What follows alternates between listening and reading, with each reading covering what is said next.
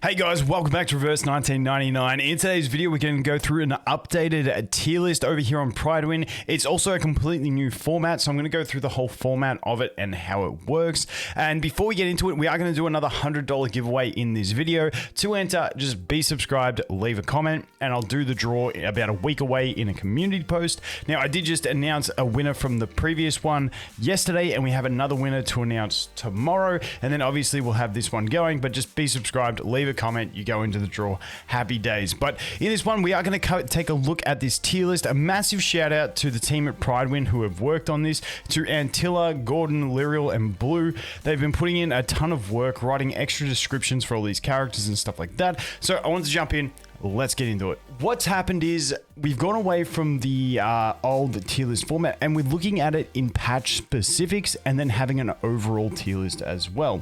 So the patch specifics, you can see at the top here, the content focus. So this is like the elements that are being focused in this patch based on the end game content that they're giving us. So Beast is going to be a very high focus, especially at the start of this patch 1.1 for global, because Melania is our first banner and she is really going to shine in this one.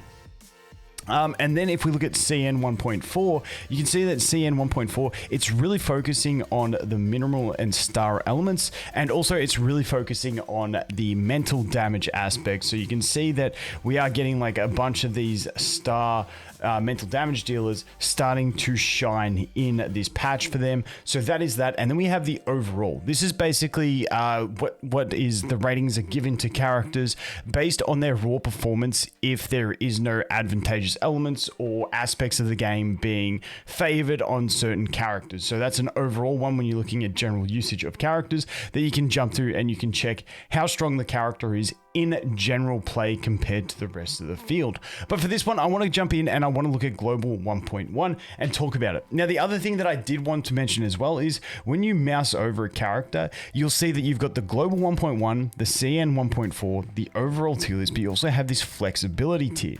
Now, the flexibility tier is just the rating for the character on how splashable they are in teams. And often this can also become their usage in, in that substitute spot as well. It doesn't mean always substitute. If we look at something like Medicine Pocket is just a splashable healer that goes into anything. She's just S flexibility. You've got a team, all right, slap her in.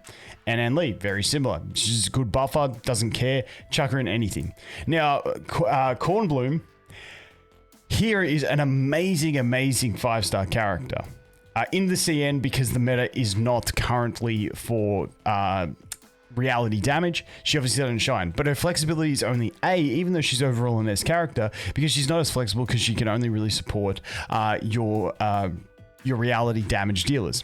Then we look at someone like DK. DK is A, B, and A, but flexibility is S. That's because this character is really solid to put in like one of those substitute slots, because when one of your characters dies and this character comes in, you can either focus in and help hammer in on the damage, or you can get that heal if your allies are low, so it's like a really flexible type playstyle. So that's the other thing I wanted to cover. So now let's go in and take a look at 1.1. So the first thing I want to look at is Melania, because Melania is the first character we're getting in less than 24 hours from the time of recording this, and I know a lot of people are skipping her. I may do something stupid and reroll for an account and try and get portray level 2 on her, so get 3 copies. I don't know. Her P2 is just too fun for me not to go for on a rerolled account. We'll see how we go. But she is, in general, I think she's an amazing character. And I know that a lot of people think Centurion is like the be-all end-all of beast damage dealers at this stage. But honestly, Melania's kit is just growing on me more and more. I do really like her. Obviously, this patch being beast focused, she's going to be at the top. Obviously, we've also got a bit of a mineral focus as well. So Eternity is going to be, pretty strong in general. And still in 1.1, we're still in that early stage. We don't have fully built teams. You don't have like 8 units at Insight 3 built. So Eternity's ability to solo is still going to be fantastic. But Melania, just the way she can snowball her damage, the amount of damage she can deal, but also having that Moxie reduction / Moxie stealing is super strong for this early patch 1.1. When we compare to something like Centurion's amazing because she just does so much damage. She just does damage really easily, doesn't really care, just hold on to that Moxie, just spam some attacks, even a single card, still going to do really good damage. But the problem with this is in this early stage, when you don't have fully built teams, having some control is going to be really beneficial. So that's where Melania comes in, and she's actually really strong in that aspect. So even though I know a lot of people are, you know, skipping and saving for things like the Tooth Fairy and Changeling over here, I still think Melania is a great option, and she is going to absolutely shine in this patch. Now, as we move along that S tier, we got Ann Lee. I feel like Ann Lee is going to struggle to be pushed out of an S tier, even if she isn't, like, even if she's a poor element on the current meta and stuff like that, just because she's so universal. She got hard lockout, she got buff, she got decent damage, she upgrades cards easy. You can swap those cards away if you don't want them. She's just all around solid. Cornbloom, obviously, just all round great support for the reality damage teams. And, you know, and when we look at the 3 damage dealers up here, we have all reality damage. She's obviously going to be in the top tier. Pickles, now this is a foresight into when we finally get the Pickles banner. The Pickles is just good, just general buffing of allies damage. Not a greedy character by any stretch of the imagination. Going to save you a lot of AP for your other characters to use. Just an all-round great support. Plus, coolest dog. How could you not like Pickles? Medicine Pocket. Medicine Pocket just stands out from the other healers, being Balloon Party and DK that we have at the moment, because Balloon Party and DK both kind of have a dead card in their damaging card. Now, I do get that DK is kind of damage dealing centered with the ultimate as well, so you can make an argument that it's more of a hybrid damage dealer, but Medicine Pocket as a pure healing unit just completely excels. You've got control on ult, on the ultimate, which also grants you a Moxie. Then on with your insights, you also get a heal on the ultimate. Then you've got a card that's a heal, and then you've got a card that's a damage amplification, which applies that same level of damage amplification, whether it's at 1-star or 3-star. She's absolutely cracked. Best healer in the current state of the game. Obviously, we will get Tooth Fairy, but at the moment, Medicine Pocket, just super clutch character. Then we move into the A tier. And for the A tier, I think this is where we start to flush out. Now, Pavia is in here because of the beast focus at the moment. Has just good AoE damage, and where you can focus on it, like he basically shifts between HP levels on which attack he wants to use. But in general, I wouldn't recommend building this guy, even though he's good. It's just showing you that he is good in this sort of phase of the game, but I think it's a bit much for me to recommend anyone actually investing into this guy. And then we go through the other standard units that we have, and this is pretty much all the other good damage dealing units that we have that are just going to fall into this A tier. A Knight, always a good unit, always a neutral element. Keep in mind, he does get a really good Psy Cube later on in the game that is going to help him excel. That's in 1.4, but you know, we ain't there yet.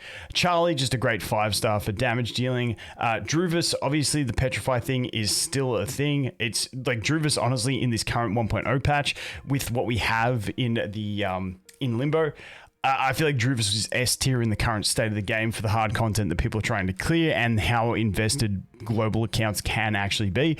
But yeah, Druvis does drop down to that next patch. Lilia, obviously crit based. Then we got Regulus, obviously crit based. Crit-based players, I mean, I've seen a few people saying that they were waiting for the Voyager banner to help put that confusion on, to allow your crits to land a bit better. But obviously, we're skipping that banner and we're getting the Druvis straight up. So, is what it is. I don't know when that's coming back either. Sonetto, another fantastic unit. Honestly, Diggers, I'm not a massive fan looking through his kit, but that is just me personally. I do know some people think he's going to be a great tech unit to go put in your team. But once again, he's not going to be in this first banner. He's going to be in Pickles banner, so it's a bit early to go ahead and start getting too deep into him at this stage. Then we move into Balloon Party, DK, and Tenant. All great options. Obviously, 2 healers, and then we've got the 1 flex shielding unit there as well with some damage amplification, and that's what we're sort of looking at. Now, as we go into these lower tiers, we start touching into some more tech units.